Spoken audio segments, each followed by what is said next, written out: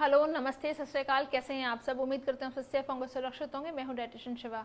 आइए आज बात करें गठिए के ऊपर।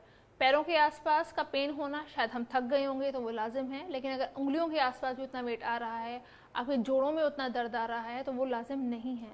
आपको क्या करना है और कैसे अपनी बॉडी डैमेज को ठीक करना है, आइए इस पर बात करें। अगर आप जो भी कुछ खा रहे हैं उसमें आपको ऐसा लगता है कि यार कुछ भी खा के मेरे जोड़ों में स्ट्रेंथ नहीं आ रही है, नकल्स में या गुट में मेरे स्ट्रेंथ नहीं आ रही है, थक रहा है, मैं सामान नहीं उठा पा रहा हूँ या बॉटल खोलने में मुझे दिक्कत आ रही है, तो आपके पास शायद गठिया होने के चांसेस हैं जो बढ़ गए हैं। इस चीज़ को समझिए कि गठिए के साथ आपको क्या नहीं खाना है। आपको बहुत ज़्यादा तला हुआ खाना उस टाइम नहीं खाना है। आपको ठंडा कुछ भी नहीं खाना है।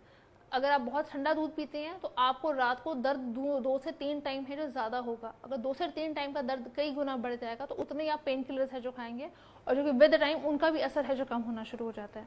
तो इसलिए कोशिश करें बारी बारी आप जो भी खा रहे हैं गुनगुना खाना खाएं। और अगर आप दूध पी रहे हैं तो हल्दी वाला दूध पीजिए। नॉर्मल दूध पी के अगर आपके गठिए का दर्द ठीक होता हो तो आई हैव माई डाउट्स, पर गोल्डन मिल्क से बढ़िया चीज़ हो नहीं सकती। अगर आप उसके साथ अपनी बॉडी प्रोफाइल को चेंज करते हैं, आइए अब इस पर बात करें कि क्या क्या चीज़ों को चेंज करके हम अपने गठिए के दर्द को कम कर सकते हैं और उसको फैलने से रोक सकते हैं।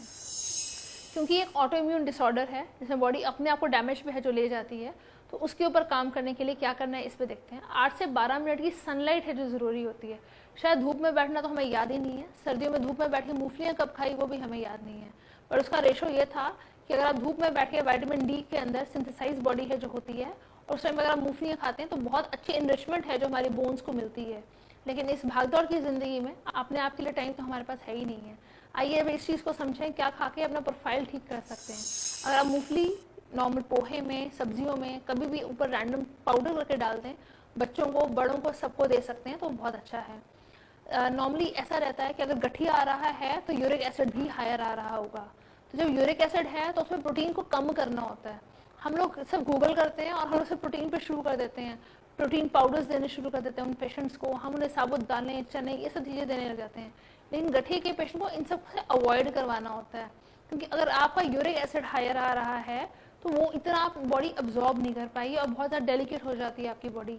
अगर आपको ऐसा लगता है कि मैं खाना बहुत अच्छा खा रहा हूँ तो फिर भी मेरी बॉडी भी कैसे डेलिकेट सी नहीं हो सकती है, आप जौ या जवार की रोटी है जो खा सकते हैं, आप बेसन की रोटी है जो खा सकते हैं। और अगर ये भी नहीं खाना चाहेंगे तो अपना खाना नॉर्मली जो खा रहे हैं उसमें सिर्फ इतना सा चेंज करना है कि मूंगफली का तेल का सेवन है जो ज़्यादा करना है।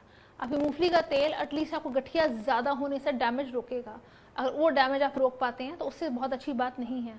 अगर आपको ऐसा लगता है कि नहीं मैं तो खाने में सब कुछ खा रहा हूँ, तले हुए खाने के बिना तो मैं रह नहीं सकता, तो पराठे का सेवन है जो बंद कीजिए, स्टफ्ड रोटी ले लीजिए। घी ऊपर तवे पे लगा के कुछ भी चीज़ अगर आप बना के दे रहे हैं तो खाने पे तेल है जो सड़ जाएगा। वो तेल सड़ेगा तो बॉडी में रैंसिड ऑयल है जो ज़्यादा जाएगा और बॉडी का सिंथेटिक है जो रेशो ज़्यादा जाएगा। उससे भी आपके गठिए की दिक्कत बढ़ के आएगी, कम नहीं होगी। तो अलग अलग चीज़ों को प्रोफाइल है जो चेंज करें और ढंग से खाना खाइए। अगर आपको ऐसा लगता है कि मैंने खाना अच्छा खा लिया, सब कुछ ठीक जा रहा था, मैं इसको चेंज कैसे कर सकता हूँ, मेरे को फिर गठिया आ रहा है, आपके अगर नॉक नीज आ रहे हैं, मतलब आपके जो घुटने हैं या आपके टांगे हैं मुड़नी शुरू हो रही हैं, तो गठिया बहुत ज़्यादा तेज़ी से है जो फैल रहा है। दही, ठंडा खाना, ठंडा दूध इन लोगों के लिए नहीं बना हुआ। लस्सी का सेवन वो ना करें, नींबू पानी का सेवन है वो लोग ना करें। अगर इन चीज़ों का प्रोफाइल पे ध्यान रखेंगे तो आप एटलीस्ट उस डैमेज को बहुत ज़्यादा बढ़ाने से कम कर सकते हैं। अगर आपको ऐसा लगता है कि मैं खाना तो अच्छा खा रहा था, फिर इसको मैं और कैसे रिवर्स कर सकता हूँ, अदरक वाला पानी है जो सुबह पी सकते हैं, दालचीनी वाला पानी है जो आप सुबह सेवन कर सकते हैं। इससे आपका गठिए का कुछ हद तक रिवर्सल है जो होना शुरू हो जाता है। गर्म चीज़ें खाइए, गुनगुनी चीज़ें खाइए।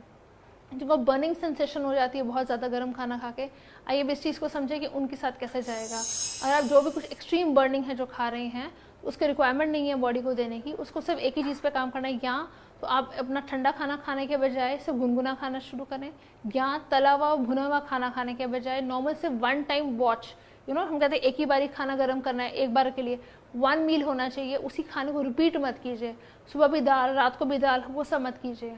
घिया वगैरह जो खा रहे हैं, सब्जियों की मात्रा जो खा रहे हैं उससे कम खाइए और हल्का खाना करके खाइए, जैसे कि जीरे का तड़का वाला खाइए। बिल्कुल तड़का लगा के घी खाने का लॉजिक नहीं है, या घी के कोफ्ते खाने का भी उस टाइम लॉजिक नहीं है।